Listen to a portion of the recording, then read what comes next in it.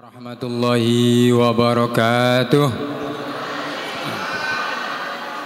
Bismillah, alhamdulillah, salatan wa salaman ala rasulillah wa ala alihi wa ashabihi wa mawalah. Amma ba'd.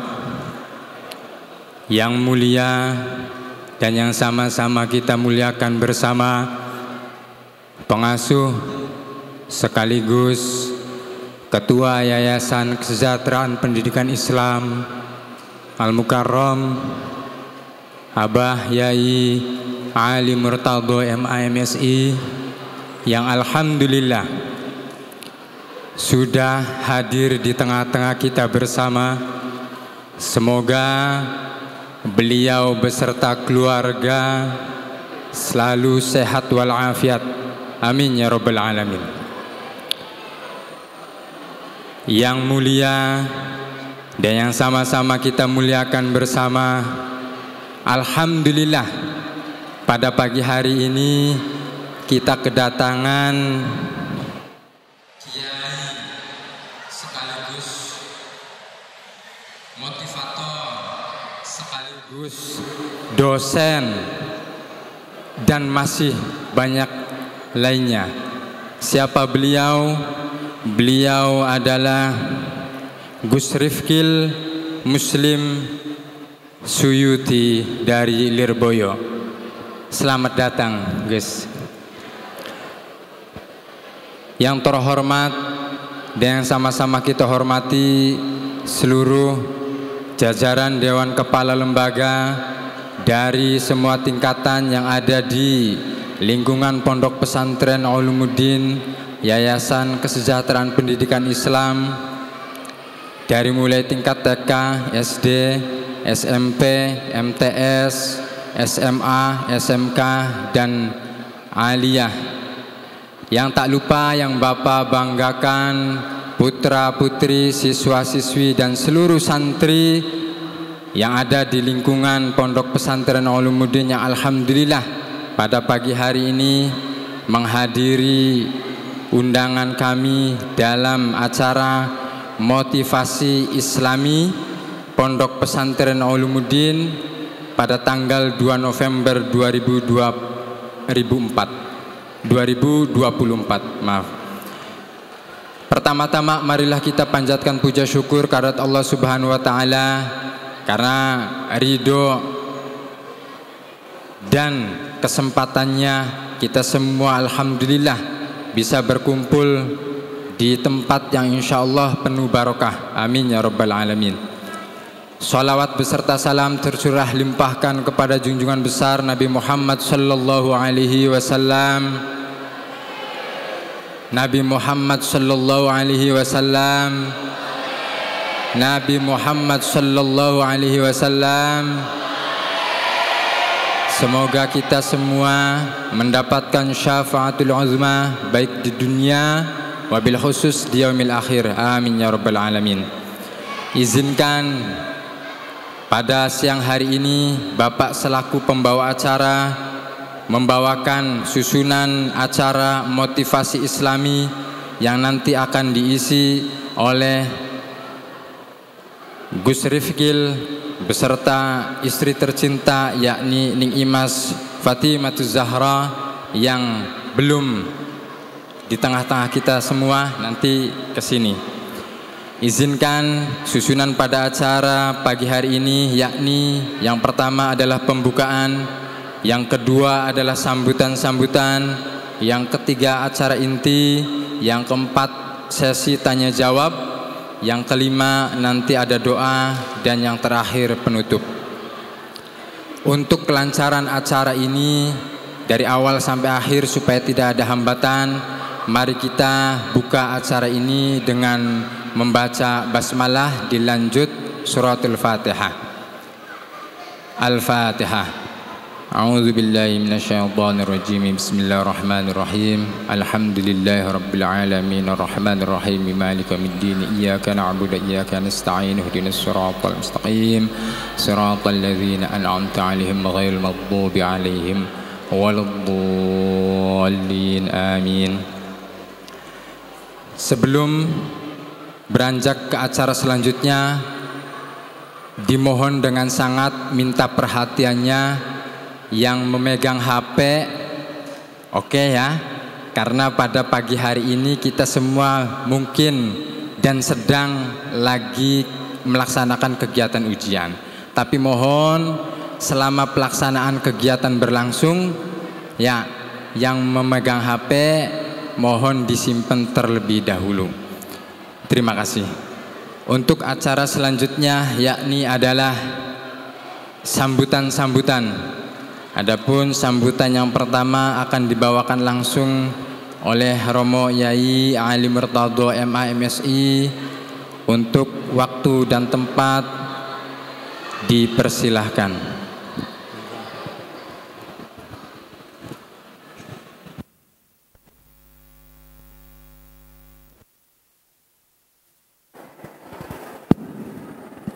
Bismillahirrahmanirrahim. Assalamualaikum warahmatullahi wabarakatuh. Alhamdulillahirabbil alamin, wassalatu wassalamu ala asrofil anbiya wal mursalin wa ala alihi wa ashabihi ajmain, amma ba'du. Ya, mati atau Gus Rifkil yang saya hormati, Gus Rifkil Muslim Suyuti. Nanti ada lagi satu orang lagi ya. Kebetulan istrinya sama-sama aktivis di media sosial, Neng Imas ya. Para Dewan Guru, bil khusus Kepala Biro Keagamaan Pak Daud MPD, kepala sekolah, adik-adik yang sangat saya banggakan. Alhamdulillah wa syukurillah, pagi hari ini kita bisa berkumpul di tempat yang berbahagia ini dalam rangka insya Allah kita sama-sama akan mendengarkan pengalaman-pengalaman yang sangat berharga dari Gus Rifkil. Beliau ini nama lengkapnya Gus Rifkil Muslim Suyuti bin Kiai Murtado. Jadi ini namanya sama dengan bahasa ya. Ya, mbah saya juga namanya Murtado, sehingga saya dinamai Murtado. Beliau ini salah satu pengasuh di Pondok Mambaul Hikmah Kaliwungu ya, yang sekarang aktif menjadi pendakwah ya, pengasuh pesantren, terutama dia aktif di media sosial. Nah, kalau orang sekarang bilang apa? Selegram apa ya namanya? Selegram ya. Nah, udah conteng biru aja kata orang gitu ya. Nah, beliau ini sangat padat kegiatannya, sehingga ketika ada di Cirebon saya paksa untuk sedikit bagi-bagi memberikan semangat kepada adik-adik di sini. Beliau kemarin diminta oleh pesantren Babakan ya, untuk mengisi acara seperti ini. Padahal beliau baru datang dari Jepang,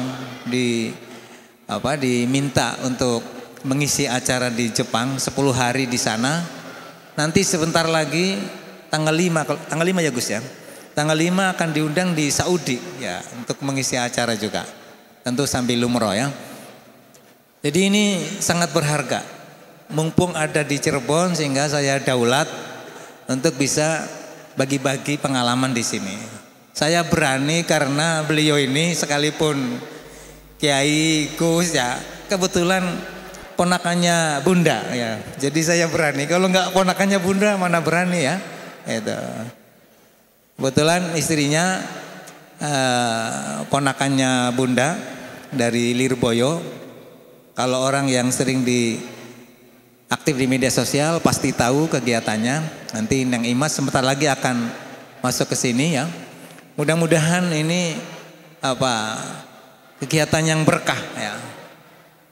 Kita tidak susah mengundang ya, minta waktu. Nah, beliau padat sekali. Kemarin juga nginep di Grage ya, disiapkan oleh panitia. Kita curi aja, kita bawa ke sini. Ya. Ya, tidak lain bahwa mudah-mudahan pertemuan ini adik-adik ada pencerahan, adik-adik semangat. Jadi santri itu ternyata bisa mewarnai yang lain. Beliau ini ke mana-mana diundang, digratisi sama semua negara diundang. Ini berkah dari santri yang tekun ya, santri yang selalu bisa mengantisipasi perkembangan zaman. Sekarang adik-adik tidak boleh ketinggalan dan mudah-mudahan juga bisa mewarnai kehidupan di masyarakat ya. Terutama kalau yang senang buat konten-konten tuh nggak apa-apa ya.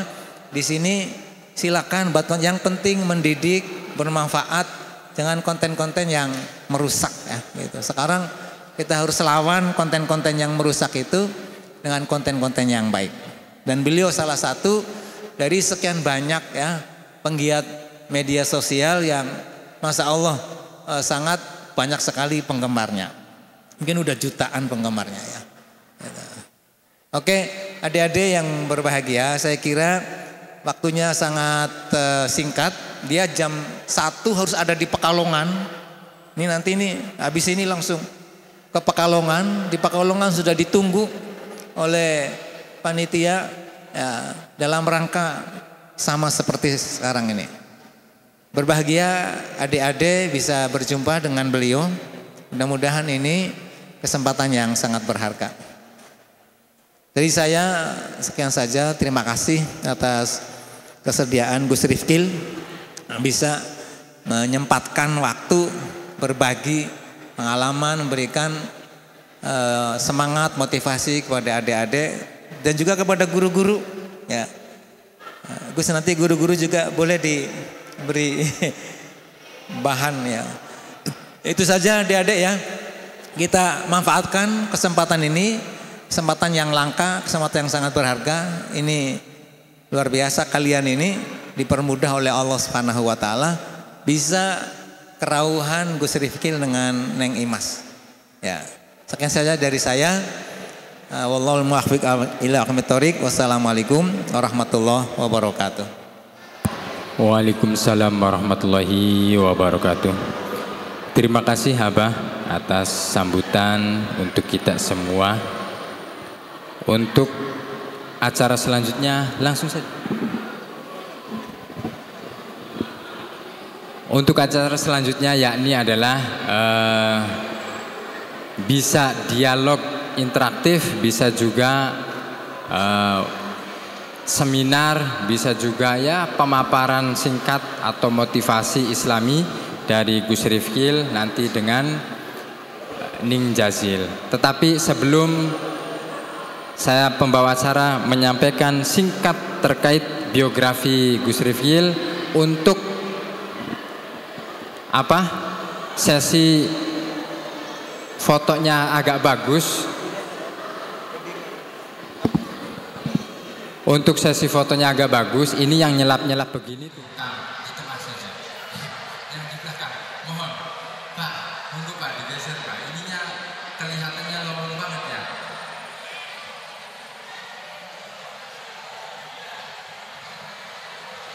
Gus, izin Gus. Izin membacakan biografi singkat, sesingkat-singkatnya. Karena waktunya juga singkat terkait nanti narasumber yang ada di hadapan kita semua ya.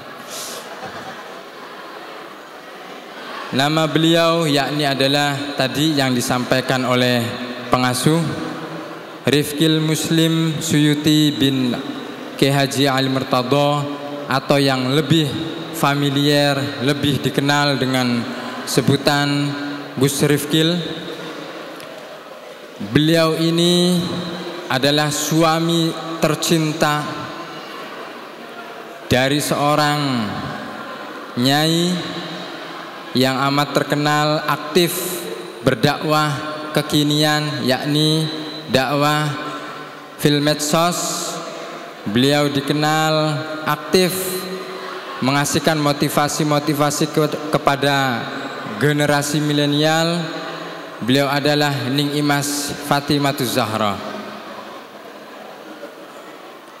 Beliau lahir tanggal 8 Agustus, koreksi kalau salah Gus, Juni 8 Juli 1987 nggih Gus, 1987. Beliau selain ulama adalah dosen, juga pendakwah dan lain sebagainya, masih banyak ya.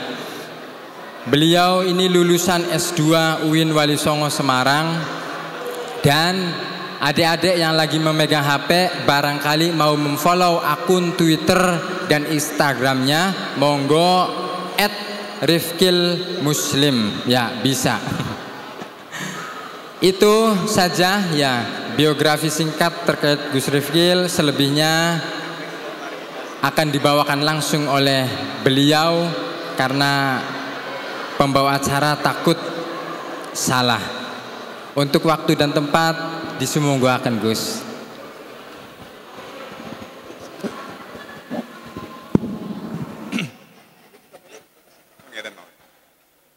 Assalamualaikum warahmatullahi wabarakatuh. Ini santrinya puasa semua ya? Iya. Puasa semua ya? Ini hari Senin kan? Puasa semua, iya. Soalnya jawab salamnya nggak semangat ini. Ya. Coba saya ulang lagi. Assalamualaikum warahmatullahi wabarakatuh.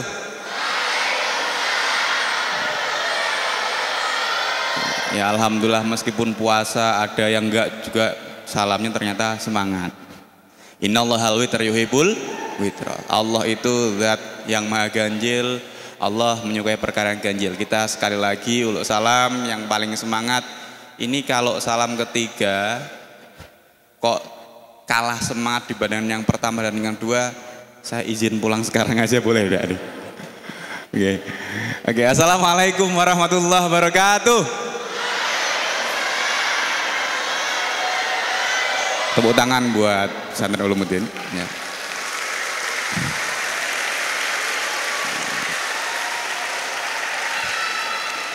Bismillah, alhamdulillah, wassalatu wassalamu ala rasulillah, la haula wa la quwata illa billah, amma ba'd.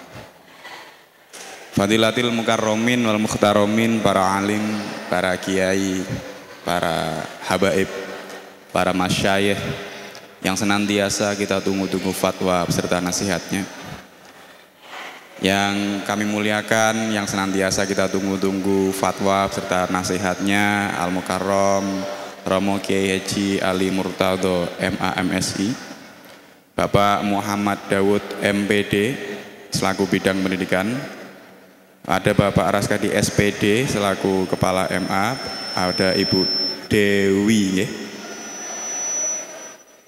Dewi Farwah MPIS, mohon maaf kalau salah penyebutan gelar, selaku kepala SMK, dan juga Bapak Humaidi selaku kepala dari SMP, serta seluruh sivitas akademia dari Yayasan Pendidikan Ulumuddin Susukan Cirebon, yang tidak bisa saya sebut satu persatu tanpa mengurangi rasa hormat dan takdim kami. Tentunya juga tidak lupa kepada para, ini menyebutnya santri atau siswa, santri ya. Wabil khusus kepada seluruh santri putra, santri putri, mulai dari jenjang pendidikan yang paling tinggi sampai yang paling rendah, mulai dari SD, SMP, SMA, ada SMK, ada MTS, semuanya yang juga tidak bisa saya sebut satu persatu karena saking banyaknya ini ya. Yang insya Allah hari ini semuanya dalam keadaan berbahagia. Amin Allahumma. Yang pertama kita haturkan syukur kehadirat Allah Subhanahu wa taala biqaulina alhamdulillah wa syukru, berkat limpahan taufik, inayah dan hidayahnya, alhamdulillah hari ini ditakdirkan oleh Allah Subhanahu wa taala kula saha garwa saged sowan panjenengan sedanten tanpa satu halangan apapun. Kedua kalinya sholat ma'asalam kita hadiahkan kepada junjungan kita Nabi Agung Muhammad sallallahu alaihi wasallam. Semoga kita semua termasuk umat beliau mendapatkan syafaatnya. Amin Allahumma. Tadi sudah di-spill, sudah disampaikan oleh beliau, dan saya juga diminta untuk tidak cuma santrinya saja, ternyata ustadz-ustadzahnya juga minta untuk dikasih motivasi. Siap ya. Pokoknya kalau sing nyuwun niku nasabnya di atas kita, ya kita harus siap pokoknya. Ngoten nggih, karena secara nasab beliau ini pernah kula manggilnya berarti napa niki sakniki? Pak Lek nggih. Iya. Kalau bahasa Jawa Pak Lek, kalau mriki napa? Mang. Paman. Paman ya. Kalau uwak itu Pak D. Ya, oke. Oke, terima kasih. Jadi gini. Dalam konsep mencari ilmu ini ada namanya take and give. Ya. Take and give ini harus sejalan. Untuk menghasilkan pendidikan yang baik, tidak cuma santrinya saja yang bersungguh-sungguh, tapi gurunya juga harus bersungguh-sungguh, serta seluruh stakeholdernya, mulai dari kepala sekolahnya, yayasannya, bahkan wali santrinya. Ngoten. Karena kalau ini semua tidak berjalan dengan baik, satu item saja tidak berjalan dengan baik, tidak akan menghasilkan pendidikan yang baik. Contoh, ketika ada santri atau murid tidur di kelas, ada? Yang salah siapa, saya tanya? Kalau ada santri atau siswa tidur di kelas, yang salah siapa? Yang salah yang tidak benar. Iya. Kebanyakan orang bilang salahnya santrinya, salahnya muridnya. Wong gurunya ngajar di depan kok malah tidur.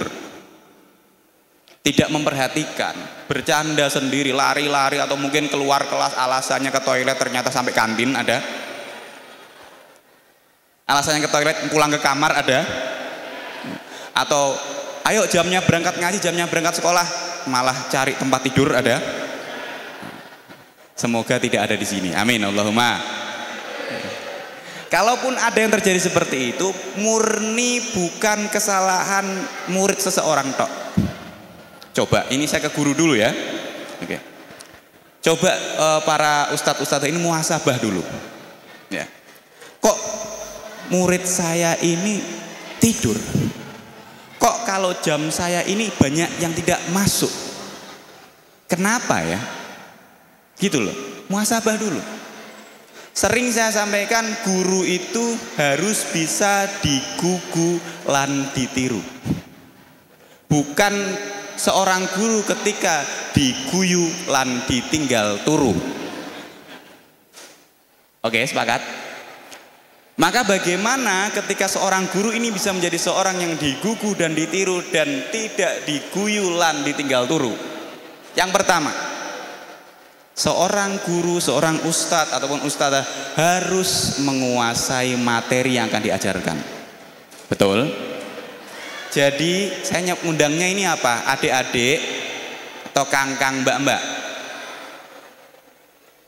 Kayaknya kita masih seumuran ya, 11-12 ya. Ya. Paling tua umur berapa ini? Oh, 18, saya 17 tahun. Beberapa tahun yang lalu ya. Oke, saya panggil adik-adik ya. Oke, adik-adik, jangan kamu kira bapak ibu guru ini kalau mau ngajar kalian tidak belajar. Ya, beliau semua ini mutolaah dulu, belajar dulu sebelum menyampaikan materi ke kalian. Karena seorang pengajar itu punya amanah besar transfer ilmu kepada muridnya. Mungkin zaman dulu di pondok, zaman di kuliah, ibaratnya atau sekolah, malamnya belajar, besoknya nggak paham, it's okay. Tapi ketika sudah menjadi seorang pengajar, bagaimana ketika masuk kelas saya transfer ilmu kepada santri atau murid saya, dan santri atau murid saya harus paham. Bukan cuma sekedar menggugurkan kewajiban, yang penting jam 7 harus berangkat, harus masuk, ya udah. Datang di absen, ayo biasanya berdoa dulu ya. Sebelum mungkin Asmaul Husna dan sebagainya, berdoa, setelah berdoa di absen. Misalkan Ahmad hadir, misalkan ya. Budi, hadir misal gitu. Udah sampai selesai, udah anak-anak, ini ada LKS, kerjakan, Bapak mau rapat. Ada? Oh, alhamdulillah di sini tidak ada ya. Atau oke, anak-anak, ini ada buku halaman sekian dicatat, Ibu mau arisan dulu, ada?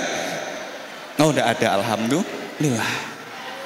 Nah, tadi karena guru bertanggung jawab materi yang harus saya sampaikan apa sesuai dengan apa namanya kalau kuliah silabi, kalau sekolah itu ada prota, promes, kurikulum yang harus disampaikan, betul ya? Ya gini-gini saya juga kepala sekolah soalnya. Ya. Jadi saya tahu parameter pengajaran jenengan sedikit banyak meskipun sering berkegiatan di luar ya sekolahnya autopilot dulu karena ada waka-waka yang mengondisikan ya. Jadi saya tahu. Saya juga sering supervisi. Ada supervisi klinis ataupun tidak ya. Ini dalam rangka apa? Agar pendidikan berjalan dengan baik dan benar. Satu itu, menguasai materi. Nomor dua, mengkondisikan kelas. Seorang guru yang baik ini bisa mengkondisikan kelas. Dengan cara apa? Kalau contohnya, kalau ada anak yang tidur tidak, ya udahlah kasihan mereka tidur itu juga nikmat. Jangan. Tapi apa? Gimana caranya semua murid saya, semua santri saya punya hak yang sama. Haknya apa? Mendapatkan materi yang sama. Berarti kalau yang tidur, piye carane ben iso tahu. Itu. Ketika sudah bisa menguasai materi, kemudian bisa menguasai kelas, insya Allah guru yang tadi predikatnya yang saya sebut bisa dicapai. Apa? Digugulan, ditiru, bukan digugulan ditinggal. Lah sekarang gini, tadi kenapa jangan kemudian menyalahkan santri saja? Coba kalau kita tanya balik, nak, kang, nok, ya, cung, ya. Kenapa kamu nggak masuk pelajarannya bapak ini atau ibu ini? Misalkan, males. Kenapa males? Wong gurunya aja nggak menguasai materi. Saya tanya nggak paham, malah pinteran saya, misalkan. Na'udzubillah min dzalik. Atau yang kedua, kenapa kamu nggak masuk? Males. Orang di kelas juga kayak tadi, udah absen, LKS kerjakan. Udah datang, ayo ini buku dicatat. Atau ada yang di kelas rame tinggal, ya udahlah suka-suka kamu, yang penting kamu masuk aja. Ini kan akhirnya mengakibatkan anak ini malas. Betul betul. Nah, maka kalau tadi dua hal ini bisa dikondisikan dengan baik, menguasai materi, terus kemudian bisa menguasai kelas, insya Allah, ya. Ditambah lagi misalkan gurunya, ya alhamdulillah di sini saya lihat good looking semua, ganteng-ganteng, cantik-cantik gitu, nggih. Alhamdulillah. Itu bisa menjadi motivasi juga buat santrinya ya. Pengen rapi kayak guru saya kan. Ketika dua hal ini sudah tercapai, maka akan muncul predikat yang lainnya. Ini perlu dicatat juga. Seorang guru yang apa? Kehadirannya selalu ditunggu, ketidakhadirannya selalu dirindu. Seperti itu. Jadi kalau jadi guru usahakan itu. Nanti akan muncul justru santrinya, muridnya akan merasa menyesal kalau misalkan gurunya dilalah absen. Misalkan ada, mohon maaf nak, bapak tidak bisa masuk atau ibu tidak masuk karena ada kepentingan mendadak, misalkan rapat MGMP misalkan, atau mendampingi lomba misalkan, atau yang lainnya. Kamu akan, ya Allah, kenapa ya bapak guru ini atau ibu guru ini tidak masuk? Padahal saya suka banget loh dengan gaya pengajaran beliau. Ini pelajaran yang saya selalu tunggu-tunggu loh tiap minggu. Akan muncul seperti itu. Ini Masya Allah. Ketika contoh ini saja sudah tercapai, maka insya Allah output pembelajarannya akan berjalan dengan baik. Ngoten, nggih?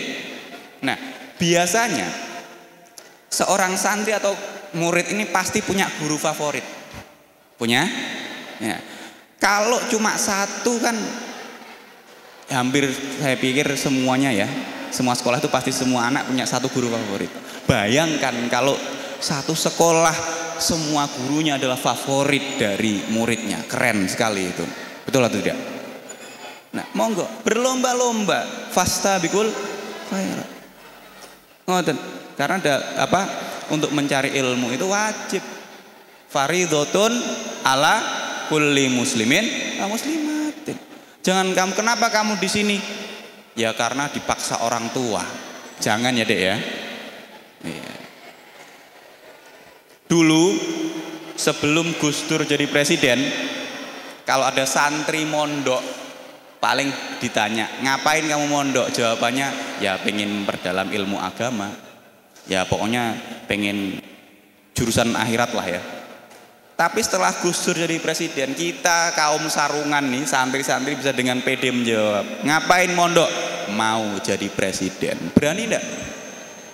Karena fakta berbicara.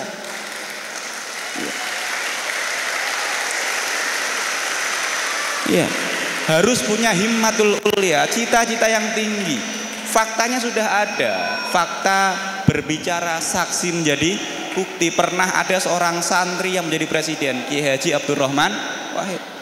Periode sebelumnya wakil presiden, menteri juga banyak, DPR banyak, apalagi bupati, wali kota.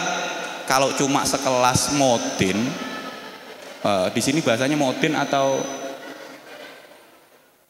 lebih apa? Lebih ya. Mohon maaf, bukan bermaksud merendahkan profesi lebih ya. Kalau cuma Modin atau lebih ya, santri itu enteng lah ya. Ya. Maka saya itu tidak heran ketika ada orang bilang, alhamdulillah anak saya pulang mondok pinter ngaji,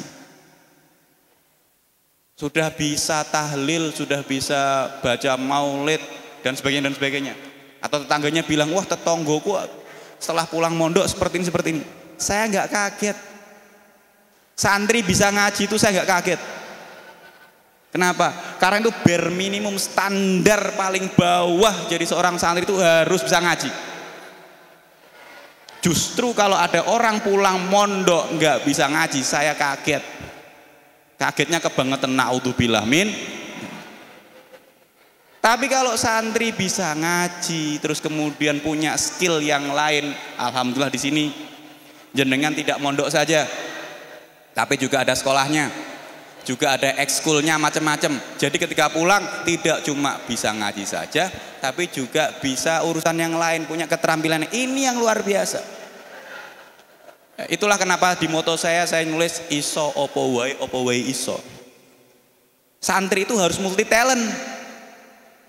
Bisa melakukan apapun dan apapun bisa. Tapi saya punya remnya. Tapi kudu tetap iso rumongso, ora rumongso iso. Kita nggak boleh jumawa dengan skill kemampuan yang kita punya. Kita tetap harus filosofi padi, tawadhu, tapi tawadhunya yang proporsional, jangan ketawadhuan. Kebanyakan santri itu ketawadhuan. Kalau pulang akhirnya tidak mau untuk berkhidmah, tidak mau untuk melakukan apapun karena ketawadhuan itu. Ya. Kalau jenengan pernah nyimak pengajiannya Gus Baha, kira-kira beliau pernah dawuh gini. Kalau orang pendidikan formal mereka dengan bangga misalkan menyebut ahli ekonomi, ahli fisika, ahli kimia, ahli matematika. Kenapa kita yang dari pesantren nggak bisa berani bilang saya ahli fikih, saya ahli nahwu, saya ahli hadis, misalkan ahli tafsir? Kenapa nggak berani?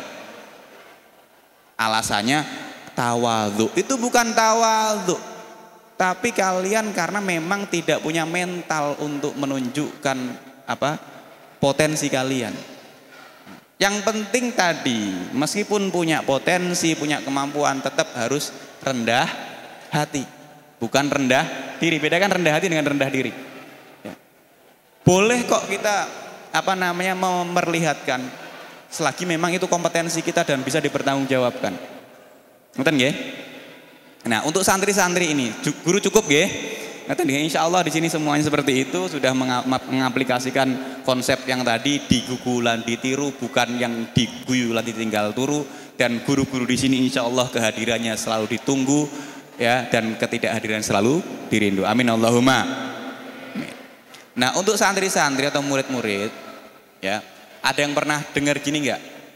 Ibu bapak kula matur, kula krasan wonten pondok, amargi ten pondok wonten abah yai ingkang tulus ikhlas mengasuh kula.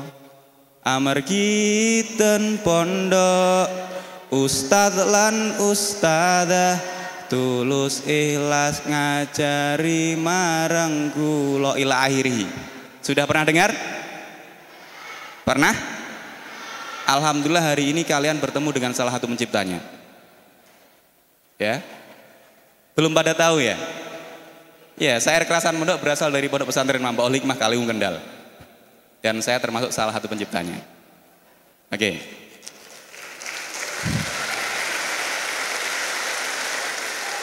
Itulah kenapa tadi saya bilang santri itu harus multi talenta. Ya.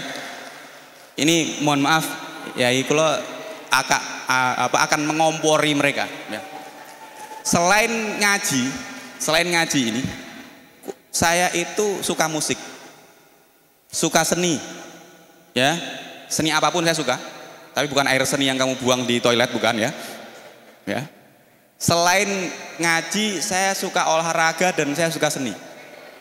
Sampai hari ini pun saya masih aktif main bola ya, meskipun fun game gitu ya.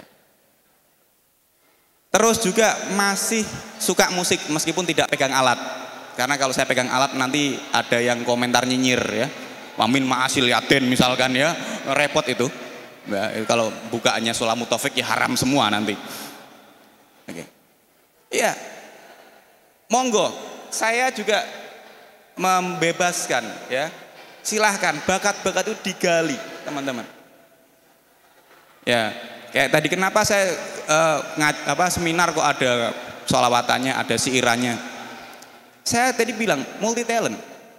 Mau ngajinya model mau idoh, oke. Mau idoh plus sholawatan, oke. Mau idoh sama ngaji pun juga oke gitu. Seminar juga nggak apa-apa. Memang kita harus multi talent seperti itu karena dakwah tidak selamanya pakai ceramah. Sedikit cerita. 2000 berapa ya? Ada teman-teman yang tahu Liga Santri Nusantara? Nah, alhamdulillah biwasilati Liga Santri banyak kemudian santri yang awalnya pemain bola, awalnya tidak mau mondok, akhirnya mau mondok. Berarti berhasil dakwah lewat sepak bola. Mambaul Hikmah itu pernah nyampe 8 besar Liga Santri Nusantara waktu di Bandung nasional. Dan semuanya 100% santri dibandingkan yang lainnya.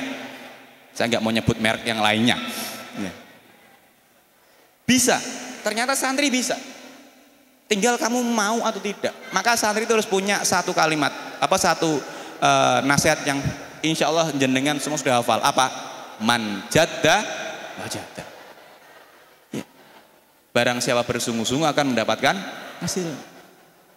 Konsepnya seperti itu.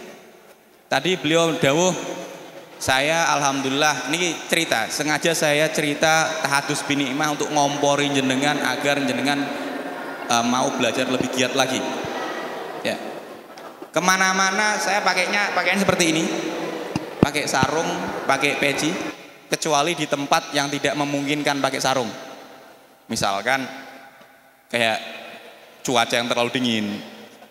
Ya, main bola ya tentunya pakai celana ya.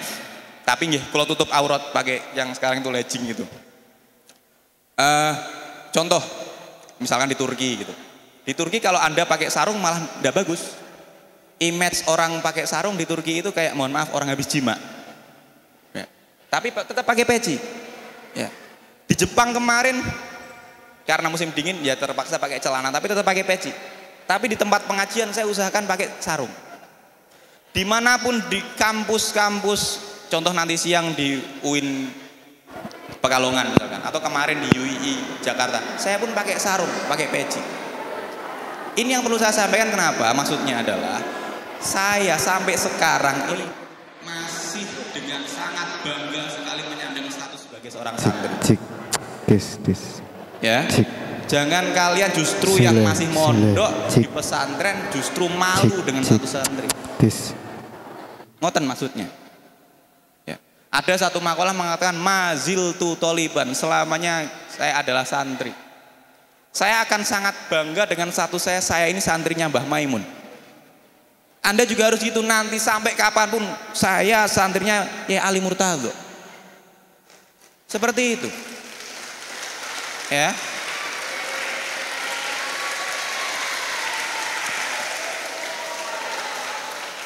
Karena ilmu itu ya, kalau kalian sekolah formal di luar lingkup pesantren, hari ini wisuda, yang sebenarnya dulu wisuda itu cuma S1 ya, kasihan ya, toga itu sekarang sudah nggak ada harga dirinya.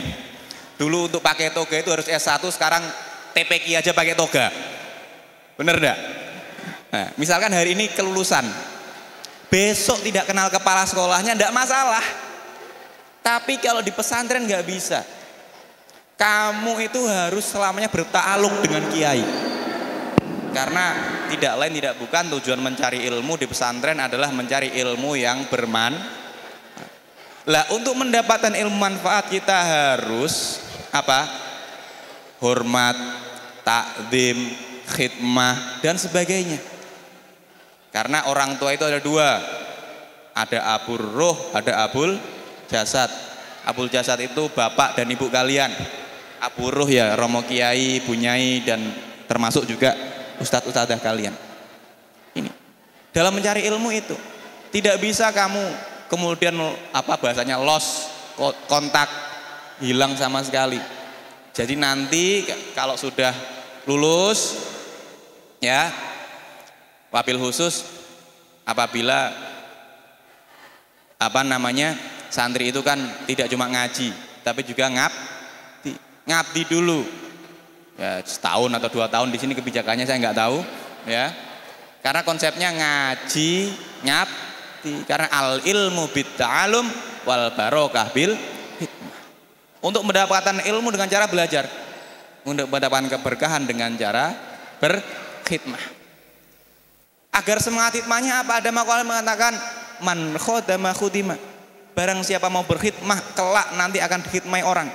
Jangan khawatir ya. Gitu. Nah, ini harus berta'aluk, harus selalu berkesinambungan. Doakan tiap ba'dal maktubah orang tua kamu, kiai kamu, guru-guru kamu agar apa? Agar ilmunya bermanfaat. Sedikit cerita. Sering beberapa kali kayak contoh kemarin waktu di Babakan. Kemarin itu sebenarnya acara yang terundang istri saya, bukan saya. Saya ngantarkan, nyampe tempat istri saya minta, "Mas kalian coba ditembak di tempat."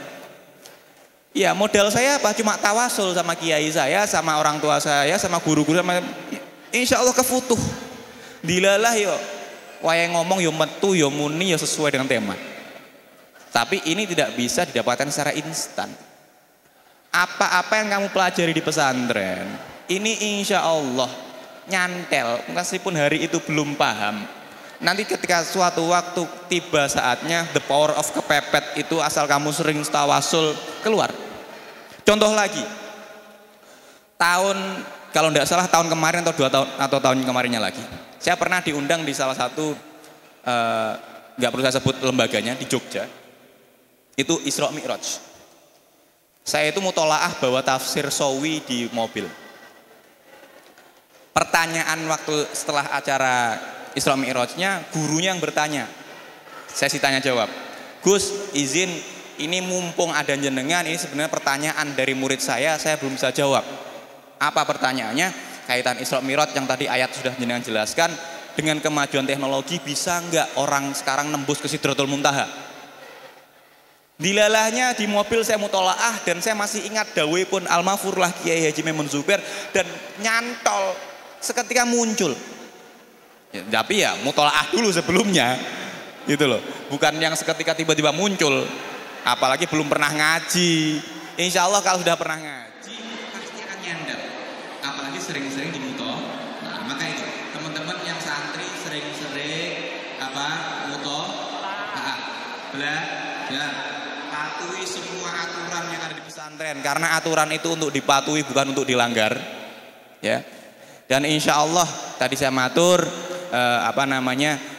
yang penting jenengan taat terhadap aturan, mencari ridho kiai, karena di pondok itu tidak lain tidak bukan kita mencari ridhonya kiai dan bu nyai ya. Dan saran saya jangan kapok jadi santri. Kita harus bangga dengan satu santri. Toh nyatanya saya pakai peci, pakai sarung juga bisa keliling dunia. Dan tadi beliau matur gratis pisan. Mau nggak kamu keliling dunia? Pengen nggak? Semua itu bisa biwasilati ilmu.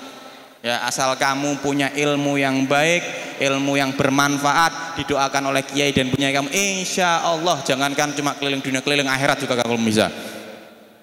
Nanti itu ya. Ya terus ngeten, itu mungkin yang bisa saya sampaikan karena ini istri saya sudah datang dan sesi berikutnya dilanjutkan oleh istri saya. Izin sekalian mungkin nanti karena jam 1 kita harus sudah nyampe di Pekalongan. Nanti mungkin ya, istri saya menyampaikan dan setelah itu kita langsung untuk pamitan. Kurang lebihnya minta maaf. Akhirul kalam, wal muwafiq ila aqwamit. Wassalamualaikum warahmatullahi wabarakatuh. Waalaikumsalam warahmatullahi wabarakatuh. Selamat datang, marhaban ahlan wa sahlan Nyai Ning Imas Fatimatuz Zahra. Terima kasih kepada Gus Rifkil Muslim yang tadi sudah menyampaikan beberapa bahkan banyak sekali motivasi baik untuk Dewan Guru dan juga untuk adik-adik sekalian.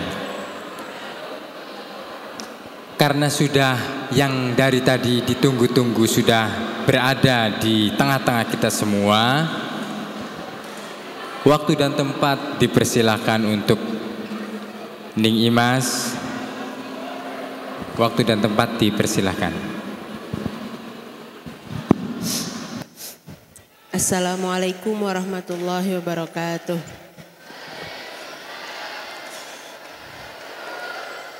Alhamdulillahirabbil alamin wa bihi nasta'inu ala umuri dunya waddin. Assalatu wassalamu ala sayyidil mursalin sayyidina maulana Muhammadin amma ba'd.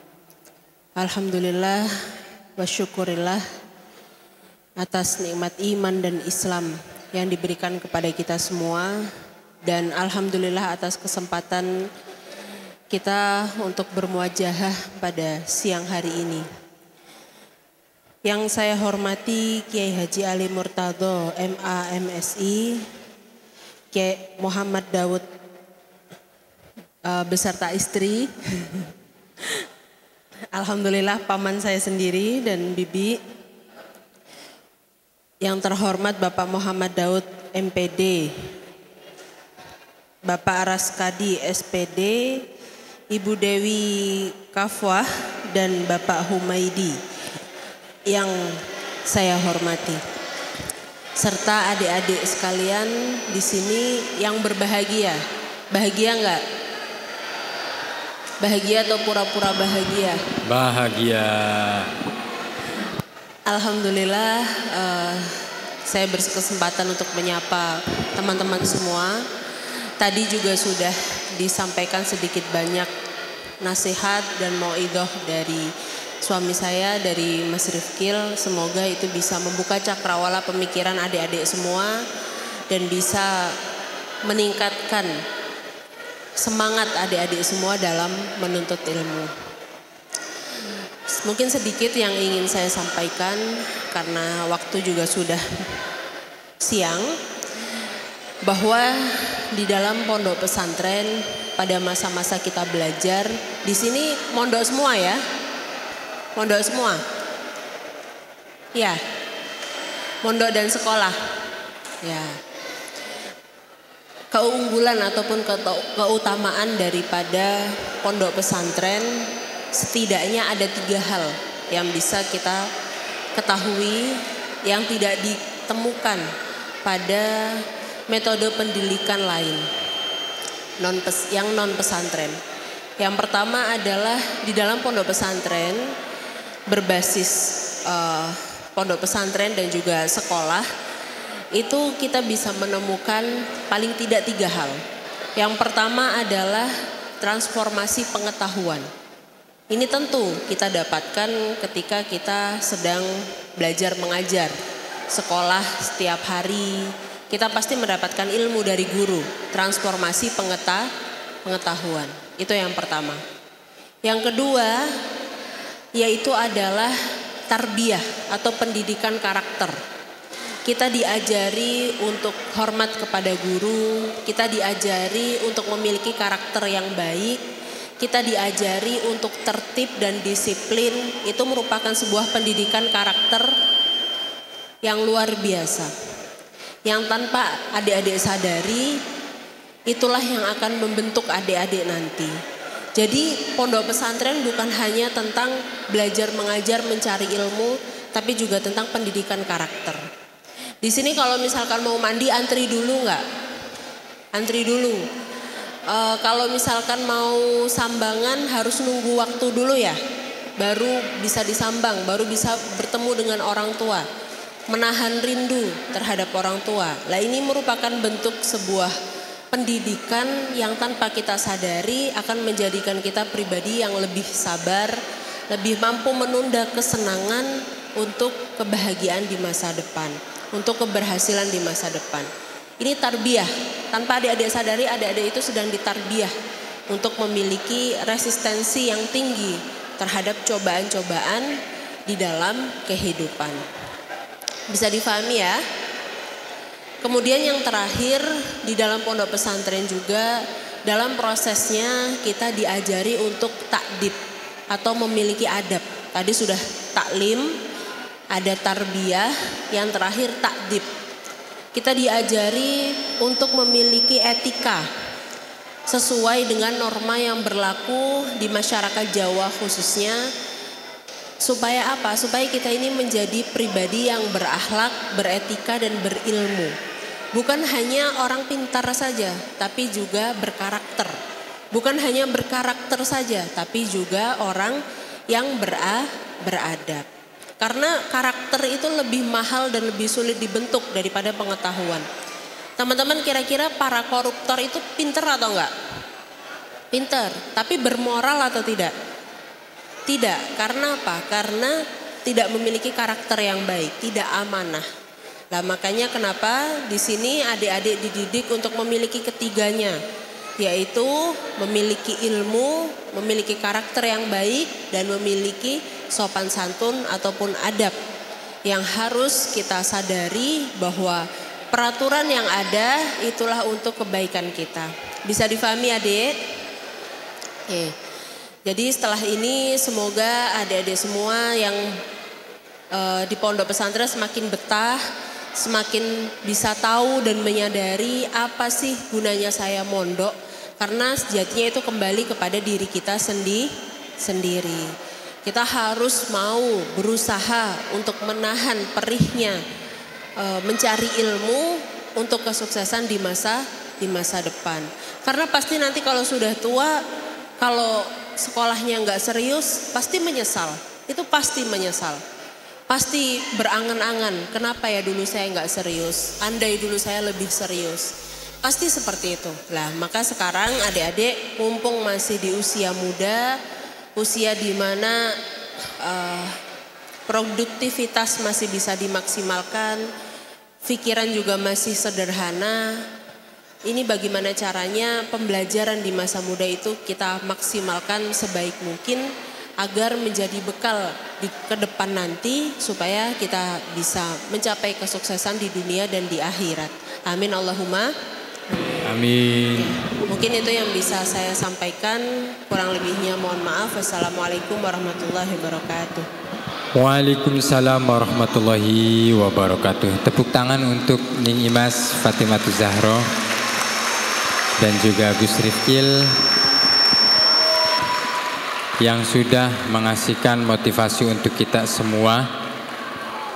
Izin Gus dan Ning Imas, seperti susunan acara motivasi Islami pada siang hari ini, di susunan acara ini ada sesi tanya jawab, tetapi waktunya juga masih ada ya Gus ya? Oh, satu. Monggo adik-adik santri dan santriwan santriwati Pondok Pesantren Ulumuddin, mumpung ada Ning Imas dan Gus Rifkil, barangkali ada yang mau menanyakan atau curhat masalah remaja, monggo dikasih kesempatan untuk laki-laki 1 penanya, untuk perempuan 1 penanya. Baik, ada dari laki-laki itu, Kang. Nah, yang perempuan acungkan tangan dulu biar nanti langsung. Oh, 1 aja. Yaudah, ditutup 1 penanya saja. Terima kasih. Monggo.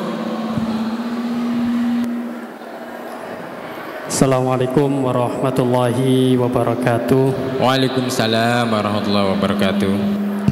Sebelumnya yang kami muliakan Abah Kiai Haji Ali Murtado beserta staf guru dan jajarannya, dan yang saya muliakan Gus Rifkil beserta Ning Imas. Masya Allah, saya hari ini sangat berbahagia sekali karena kami itu sering melihat beliau-beliau ini hanya di Instagram, di TikTok. Dan alhamdulillah kami juga udah memfollow Instagramnya jenengan. Perkenalkan, nama saya Agung Budiman. Kebetulan Agung juga pendakwah, cuman memakai media wayang kulit dan juga wayang golek. Tapi masih minal panggung ilal panggung, belum ke go internasional. Jadi kami minta doanya dari Gus Rifkil, semoga Agung juga bisa mengikuti jejak beliau, dakwah sampai ke Jepang, ke Arab Saudi dan lain sebagainya.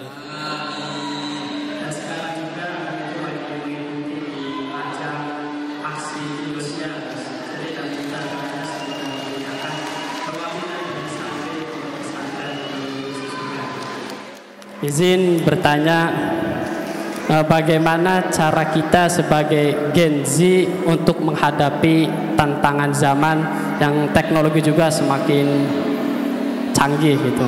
Terima kasih. Wassalamualaikum warahmatullahi wabarakatuh. Waalaikumsalam warahmatullahi wabarakatuh. Terima kasih. Monggo, Gus. Oke, terima kasih. Bagaimana Gen Z dan milenial menghadapi perkembangan zaman? Nah, kita hidup di era perkembangan teknologi, wabil khusus percepatan informasi dan juga sosial media dan dunia digital yang sangat cepat perkembangannya. Sering saya sampaikan, teknologi itu diciptakan awalnya untuk membantu manusia. Maka jangan sampai perkembangan teknologi ini justru memperbudak manusia. Kebanyakan dari kita patokannya adalah anak sekarang kan lebih sering buka TikTok ya. Nah, kalau saya dulu bacanya Twitter, ada yang namanya trending topik, ya pakai hashtag gitu. Kalau anak sekarang hashtagnya FYP. Ya, saya lihat ini semua budak-budak FYP ini. Ya, kemarin saya di UII itu bahkan ada yang mengatakan mood mereka ini berdasarkan FYP. Maka tadi saya bilang, teknologi ini diciptakan awalnya untuk membantu manusia, jangan kemudian dirubah menjadi teknologi ini memperbudak manusia. Ya. Maka sering juga saya sampaikan, kalian itu harus bisa mewarnai. Dimanapun tempatnya kalian harus punya prinsip. Kalau tidak bisa mewarnai, minimal jangan mau diwarnai. Sama hal yang tadi saya bilang, dimanapun saya berusaha pakai peci, pakai sarung. Misalkan tidak pakai sarung, ya pakai peci saja. Kenapa saya bangga dengan satu santri saya dengan pakai peci? Karena ini bisa menjadi benteng untuk saya. Apalagi dulu sebelum nikah, S2 pun di UIN Wali Songo saya izin dulu pertama kali. Pak, izin saya S2 kuliah berangkat pakai sarung, boleh enggak? Enggak boleh. Oke, karena enggak boleh pakai sarung, saya tetap pakai peci. Kenapa? Ini untuk jadi benteng saya. Kalau pakai peci kira-kira mau melakukan perkara yang maksiat, malu enggak? Malu sama pecinya. Tapi naudzubillah sekarang, ya Allah, nuwun sewu. Zaman saya SMA 2005, teman saya itu yang pakai kerudung mungkin nggak ada 10%. Tapi coba lihat sekarang di luaran sana, bahkan sekolah umum pun selain sekolah yang berbasis agama, banyak loh mbak-mbak yang pakai kerudung. Betul enggak?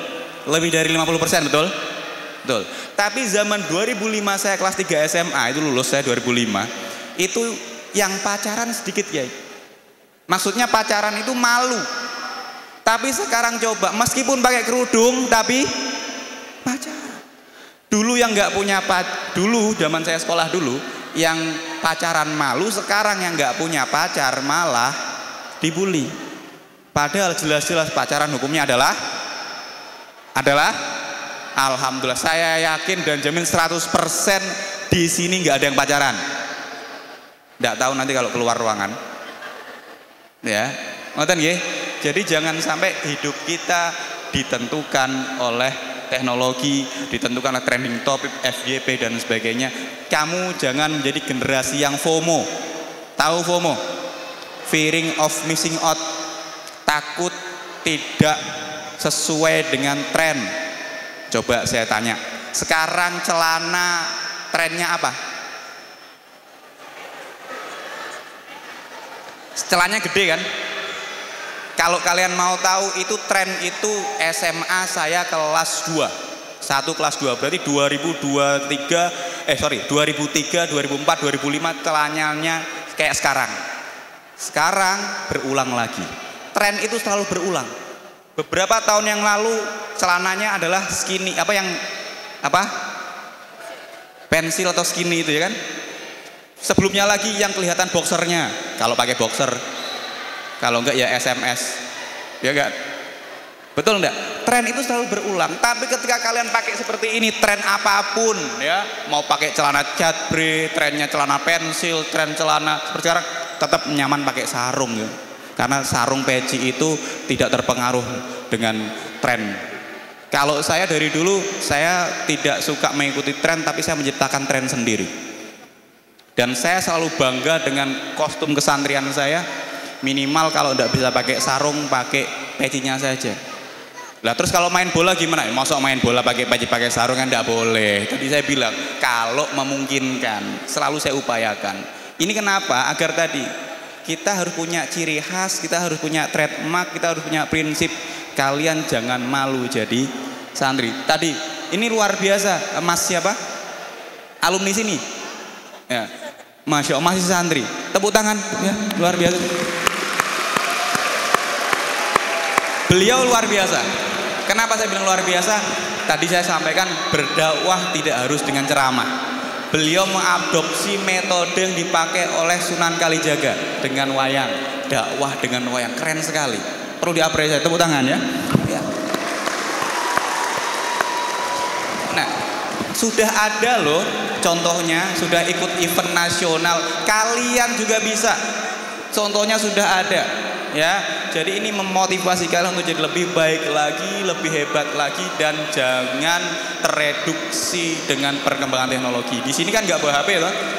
Alhamdulillah, enaknya di pesantren itu. Kalau di rumah coba kalian menghafal, klunting bunyi atau suaranya apalah, kalian lanjutkan menghafal, lanjutkan belajar, atau pegang HP-nya? Pegang HP-nya. Tapi di pesantren dengan tidak boleh pakai HP, fokus belajarnya. Jadi itu membatasi penggunaan teknologi di pesantren itu alhamdulillah juga sangat terbantu sekali. Jadi jangan terpengaruh, jangan terlalu mengikuti tren, jangan kalian diperbudak oleh FYP wa ma ila dzalik. Itu mungkin dari saya. Selanjutnya akan ada tambahan dari saya. Assalamualaikum warahmatullahi wabarakatuh. Waalaikumsalam warahmatullahi wabarakatuh. Ya, terima kasih atas pertanyaannya. Saya izin menanggapi sedikit saja. Memang di setiap generasi punya tantangannya tersendiri. Kebetulan kalau saya ini milenial, suami saya ini kolonial. Kalau adik-adik semua di sini Gen Z. Kita beda generasi. Tapi setiap generasi itu punya kelebihannya, punya tantangannya, tapi juga ada kekurangannya. Orang-orang dengan generasi sebelum adik-adik ini memiliki resistensi yang tinggi terhadap rasa sakit, entah itu rasa sakit dohir maupun batin. Orang-orang dulu tidak mempermasalahkan fenomena bullying. Jadi kalau misalkan dibully atau diejek, mereka menganggap bahwa itu hanya sekedar bumbu-bumbu saja, hanya sekedar guyon, paham guyon ya? Bukan sesuatu yang perlu ditanggapi dengan serius. Karena apa? Karena realitas kehidupannya dulu sangat mencekam.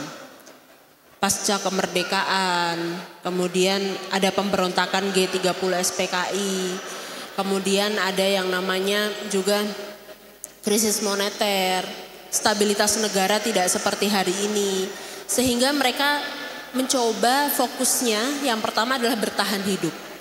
Sehingga hal-hal kecil seperti bully, seperti diejek, dihina, itu bukan sesuatu yang serius bagi orang-orang di generasi milenial maupun kolonial. Namun hari ini spirit kita bukan lagi bertahan hidup, tapi meningkatkan kualitas hidup. Makanya kenapa lebih sadar terhadap kebutuhan terhadap kesehatan mental misalkan.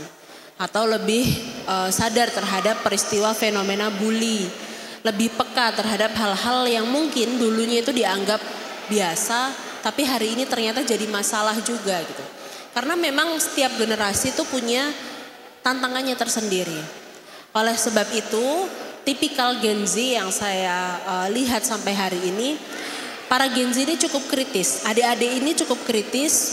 Gen Z itu adalah anak-anak yang tidak mengenal rasa takut, rasa penasarannya tinggi, suka belajar untuk hal-hal yang mungkin dia minati, rasa penasarannya tinggi dan mau belajar. Kemudian dia juga mau mengejar passion yang dia suka, tapi ternyata kekurangannya apa Gen Z itu salah satunya adalah tidak tahan proses, tidak bisa berproses lama-lama, tidak sabaran, apalagi disuguhkan dengan arus informasi global yang sudah luar biasa masifnya. Mungkin ya. Mungkin arus informasi global yang sudah luar biasa, kehidupan yang sangat dinamis. Dulu orang dulu ini kalau misalkan mau berkirim surat, itu harus nulis dulu, bawa ke kantor pos, nunggu suratnya datang, kemudian nunggu dibales. Ini bisa menghabiskan waktu berhari-hari, bahkan berminggu-minggu. Tapi anak sekarang kalau mau kirim kabar ke orang tua tinggal kirim pesan WhatsApp, langsung centang, bener gak? Terus kalau misalkan mau cari informasi apa, tinggal buka Google. Kalau dulu mau paham satu kosakata saja harus buka kamus, harus ke perpustakaan. Sekarang gampang, tinggal buka Google. Langsung muncul maksudnya. Lah, kemudahan-kemudahan inilah yang membuat generasi sekarang itu tidak tahan proses, tidak bisa berproses lama-lama, nggak kuat. Apalagi overstimulasi daripada media sosial yang punya algoritmanya sendiri. Jadi media sosial itu ada algoritmanya atau rumusnya yang disesuaikan dengan kesukaan kita. Kita itu sukanya nyekrol apa sih, lihat video apa sih. Semakin kita suka, maka semakin diberikan lebih banyak konten yang serupa agar kita menghabiskan waktu berlama-lama di media sosial itu sendiri. Nah ini kan apabila kita tidak bisa membatasi distraksi itu, maka akan menjadi bumerang. Waktu kita akan habis hanya untuk bermedia sosial yang mungkin kurang mendatangkan manfaat. Maka kunci daripada bisa menjadi seorang Gen Z yang berhasil di masa depan adalah mengetahui bahwa setiap hal, segala hal itu ada prosesnya. Segala hal itu butuh proses. Mie instan aja butuh direbus terlebih dahulu. Jadi nggak mungkin kesuksesan itu datang begitu saja. Semua harus diupayakan dengan kesabaran, dengan resistensi, dengan kesungguhan dan juga keistiqomahan. Bisa difahami ya adik-adik? Kekurangan Gen Z itu adalah tidak tahan proses, maunya serba instan. Lah ini perlu kita reduksi, perlu kita sadari dan perlu kemudian kita memiliki upaya dan kemauan untuk berproses lebih lagi. Jangan mudah putus asa karena di dalam Al-Quran juga sudah ada wala tayasu min rauhillah. Janganlah kalian itu berputus asa kepada rahmat Allah. Andaikan misalkan sekarang masih gagal, sekarang hasilnya kurang baik, masih mengecewakan, jangan pernah menganggap itu akhir dari segalanya. Tapi itu adalah bagian dari sebuah proses yang belum final. Maka harus terus mau berproses, harus terus mau memperbaiki diri, berusaha menggapai apa yang menjadi tujuan kita, cita-cita kita, yang semoga insya Allah dengan ridho guru, dengan adanya guru yang menuntun kita, itu akan memudahkan kita semua untuk mencapai tujuan-tujuan kita yang mulia. Maka itu mungkin sedikit dari saya. Pesan untuk Gen Z, jangan baperan dan maulah untuk berproses, karena semua butuh proses dan butuh usaha. Mungkin itu. Wassalamualaikum warahmatullahi wabarakatuh. Waalaikumsalam warahmatullahi wabarakatuh. Tepuk tangan untuk Ning Imas.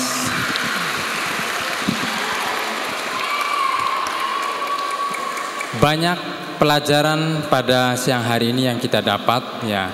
Pembawa acara tidak mungkin akan bisa menyimpulkan, tetapi ada beberapa catatan dari apa yang tersampaikan oleh Gus Rifkil dan Ning Imas. Yang pertama, setiap zaman mempunyai tantangannya sendiri. Perubahan itu pasti. Kita generasi milenial harus mempunyai prinsip, harus sabar berproses, nikmati step by stepnya, dan terakhir harus selalu bangga menjadi santri. Tepuk tangan untuk kita semua. Terima kasih Gus Rifkil, terima kasih Ning Imas. Untuk acara selanjutnya, yakni adalah doa kepada Romo Yai, kepada Bapak Muhammad Daud MPDI. Waktu dan tempat dipersilahkan.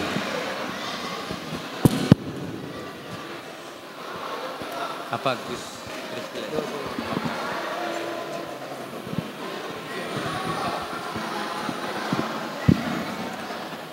Assalamualaikum warahmatullahi wabarakatuh.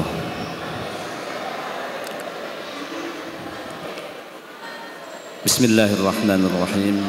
Allahumma salli ala sayyidina wa habibina wa syafi'ina wa karimina wa dukhrina maulana Muhammad wa sallim wa radiyallahu ta'ala an kulli ashabi rasulil ajma'in. Alhamdulillahi rabbil alamin. Hamdan syakirin, hamdan na'imin, hamdan yuafi min sultanik. Allahumma ij'al ayyamana kullaha sa'adah waj'al lana min kulli hammin farajan wa makhraja wabsut lana al-arzaq wa ahsinil akhlaq wa ansur rahmat wa sayyi'at tabarakta ya rabbal bariyat wa ya rabbal ardi was samawat. Rabbana atina fid dunya hasanatan wa fil akhirati hasanatan wa qina adzaban nar. Wa sallallahu ala sayyidina Muhammad sallam. Subhana rabbika rabbil izzati amma yasifun. Wassalamun ala al-mursalin walhamdulillahi rabbil alamin. Bisirril Fatihah.